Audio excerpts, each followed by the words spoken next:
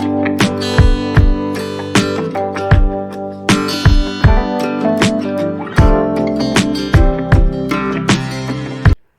Guys, welcome back to our channel. இன்றைக்கி நம்ம பரோட்டாவும் chicken சால்னாவும் தான் செய்ய போகிறோம். அதுக்கு ஃபஸ்ட்டு ஒரு பவுலில் வந்து 1/2 கிலோ மைதா மாவு சேர்த்துருக்கேன். மைதா மாவு கூடவே நம்ம 2 முட்டையை உடச்சி சேர்த்துக்கலாம்.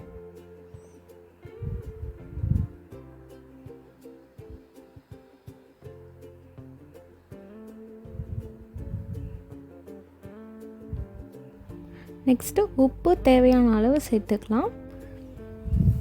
அது கூடவே ஒரு 1/2 டீஸ்பூன் சுகர் சேர்த்துக்கலாம். சுகர் எதுக்காகனா நம்ம பரோட்டா நல்லா கலராக வரதுக்காக சுகர்.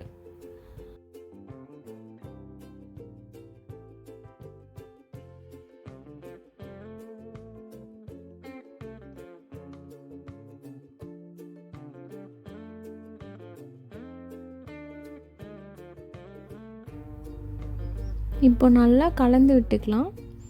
மாவு கூட நம்ம ஆட் பண்ண எல்லாமே நல்லா மிக்ஸ் ஆகிற அளவுக்கு நம்ம கலந்து விட்டுக்கலாம்.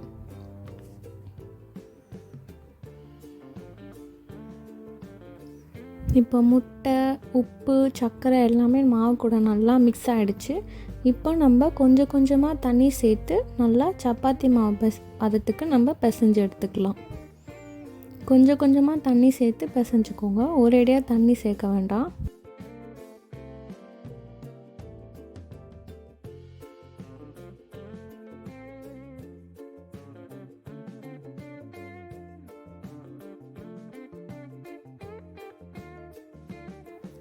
இப்போது நல்லா உருட்டி எடுத்ததுக்கப்புறம் நம்ம எண்ணெய் சேர்த்துக்கணும். எண்ணெய் கொஞ்சம் கொஞ்சமாக ஆட் பண்ணி நல்லா மாவில் எண்ணெய் ஊறுற அளவுக்கு நம்ம பிசைஞ்சு எடுத்துக்கணும்.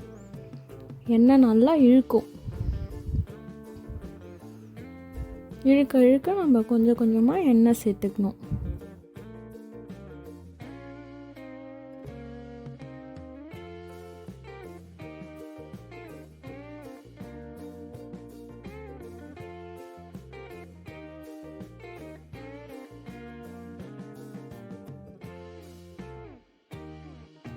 இப்போ கடைசியாக மேலே வந்து எண்ணெய் சேர்த்து நல்லா கோட் பண்ணி வச்சுட்டு நல்லா மூடி ஒரு 1/2 மணி நேரத்துக்கு நம்ம கண்டிப்பாக ஊற வைக்கணும். அப்போ தான் நமக்கு பரோட்டா வந்து நல்லா சாஃப்டாக வரும். எண்ணெய் வந்து மாவில் எந்த அளவுக்கு ஊறுதோ அந்த அளவுக்கு நமக்கு பரோட்டா வந்து சாஃப்டாக கிடைக்கும். இந்த மெத்தடில் நீங்கள் மாவை ப்ரிப்பேர் பண்ணும் போது நம்ம எந்த ஷேப்பில் ஆனாலும் நம்ம பரோட்டா செஞ்சுக்கலாம். நார்மல் பரோட்டா, நூல் பரோட்டா, பன் பரோட்டா எல்லாத்துக்குமே நம்ம இந்த மாதிரி மாவு ரெடி பண்ணாலே நமக்கு போதுமானது. நம்ம வந்து இன்றைக்கி நூல் பரோட்டா டைப்பில் செய்ய போகிறோம்.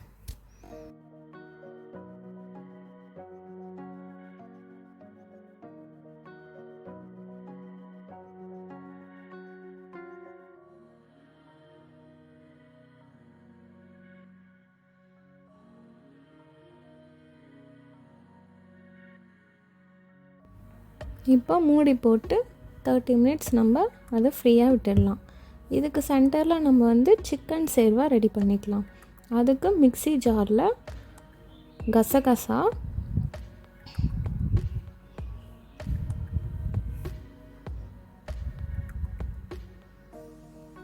தேங்காய் ஒரு 3லேருந்து 4 பீஸ் தேங்காய் நம்ம சேர்த்துக்கணும். இல்லை ஒரு 1/2 மூடி தேங்காய் கூட நம்ம சேர்த்துக்கலாம். தேங்காய் தான் இதில் வந்து மெயின் இன்க்ரீடியண்ட். அதுக்கப்புறம் 2 பழுத்த தக்காளி,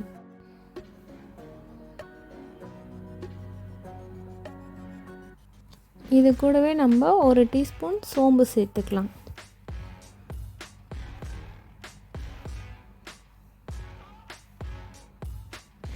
இப்போ நல்லா சாஃப்டாக அரைச்சி எடுத்துக்கலாம். இது தனியாக இருக்கட்டும். இப்போ குக்கரில் வந்து ஒரு 3 டீஸ்பூன் அளவுக்கு நம்ம எண்ணெய் சேர்த்துக்கலாம். சேர்வாக்கு வந்து கொஞ்சம் எண்ணெய் நம்ம தாராளமாக சேர்த்தா தான் நல்லாயிருக்கும். இப்போது ஸ்க்ரீனில் வர இந்த இன்க்ரீடியண்ட் எல்லாமே நீங்கள் எடுத்து வச்சுட்டு அதை நம்ம எண்ணெயில் சேர்த்துக்கலாம். சேர்த்துட்டு ஒரு 2 மினிட்ஸ் நம்ம பொரிய விடணும். இப்போ 3 பெரிய வெங்காயம், அப்புறம் ஒரு 4 பச்சை மிளகாய் நான் நறுக்கி வச்சுருக்கேன். அதையும் இது கூடவே சேர்த்து நல்லா வதக்கிக்கலாம்.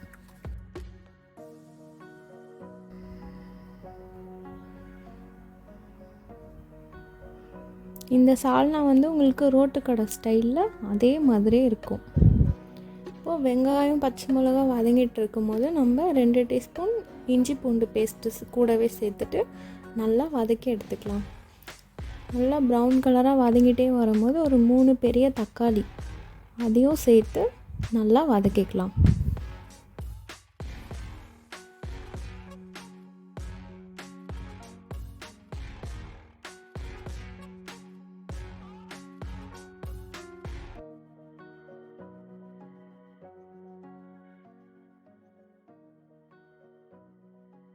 இப்போது புதினா ஆல்ரெடி நான் கிள்ளி வச்சுருக்கேன். ஒரு கப்பு புதினா இருந்தால் போதும்.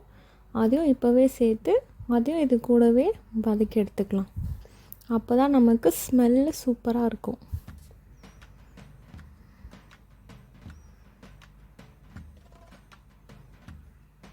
இப்போது வதங்கிறதுக்கு தேவையான அளவுக்கு ஒரு 1/2 டீஸ்பூன் உப்பு சேர்த்து வதக்கிக்கலாம். உப்பு சேர்க்கும் போது நமக்கு தக்காளிலாம் சாஃப்டாக வதங்கி வரும். அப்புறம் ஒரு 1/2 டீஸ்பூன் மஞ்சள் தூள்,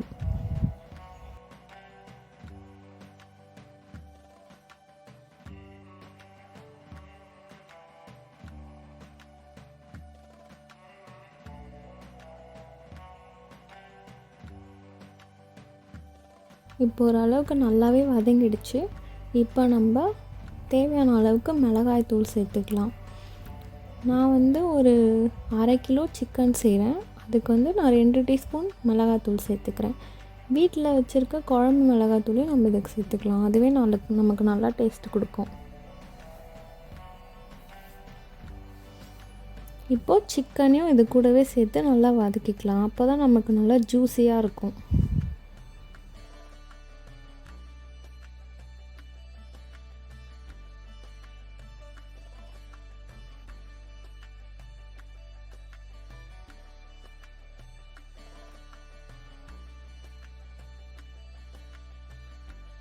சிக்கனை நம்ம மசாலா கூட சேர்த்து வதக்கும் போது நல்லா சூப்பராக அந்த மசாலா எல்லாமே சிக்கனில் ஊறி நமக்கு கிடைக்கும்.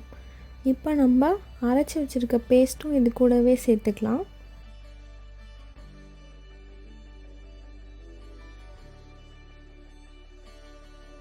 தேவையான அளவுக்கு தண்ணி சேர்த்துக்கலாம். உங்களுக்கு நல்லா குழம்பாக கிரேவியாக வரணும் அப்படின்னா நீங்கள் நிறைய தண்ணி சேர்த்துக்கலாம்.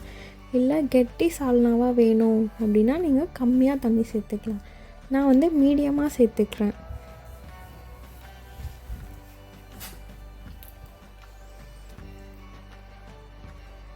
கடைசியாக நம்ம மிளகுத்தூள் சேர்த்துக்கலாம். அப்புறம் காரத்துக்கேற்ப டேஸ்ட் பார்த்துட்டு உங்களுக்கு இன்னும் கொஞ்சம் மிளகாத்தூள் வேணும் அப்படின்னு நினச்சிங்கன்னா நீங்கள் சேர்த்துக்கலாம். இல்லைன்னா காரம் அதுவே கரெக்டாக இருக்குன்னா நீங்கள் அப்படியே விட்டுடலாம்.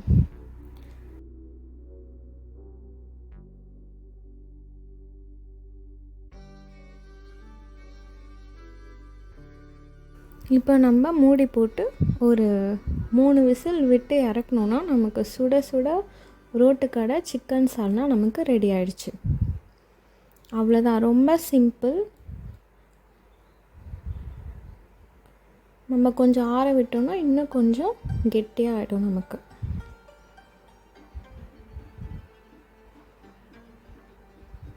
டேஸ்ட்டு சூப்பராக இருக்கும்.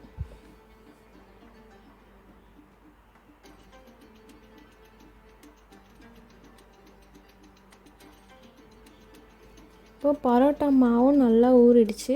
இந்த மாதிரி நம்ம ரவுண்டாக பிரித்து எடுத்துருக்கோம். இப்போ இந்த மாவு போட்டு நல்லா தேய்ச்சிக்கலாம்.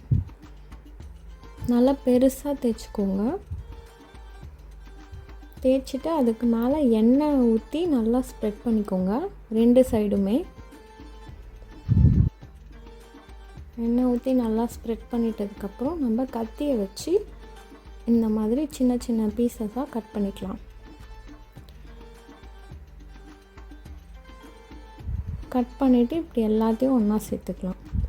ஒன்றா சேர்த்து ரவுண்டாக ஷேப் பண்ணிவிட்டு அதுக்கு மேலே மாவு போட்டு மெதுவாக தேய்ச்சி எடுத்துக்கோங்க. அழுத்தமாக தேய்ச்சிங்கன்னா அமுங்கிடும்.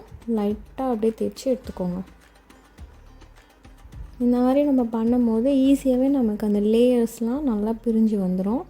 நம்ம வீசணும் அப்படின்னா நமக்கு அந்த அளவுக்கு வராது. இந்த மாதிரி தேய்ச்சோன்னா நமக்கு சிம்பிளாக செஞ்சிடலாம். இப்போது தவாவில் நல்லா எண்ணெய் போட்டு நம்ம பரோட்டா போட்டு நல்லா ப்ரௌன் கலராக வர வரைக்கும் நம்ம சுட்டு எடுத்துக்கலாம்.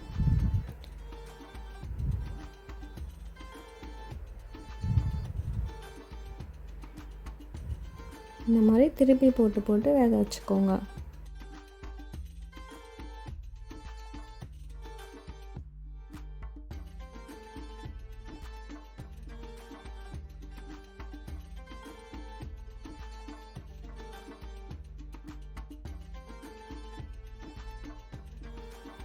நம்மளோட பரோட்டா இப்போது சூப்பராக ரெடியாகி வந்துடுச்சு.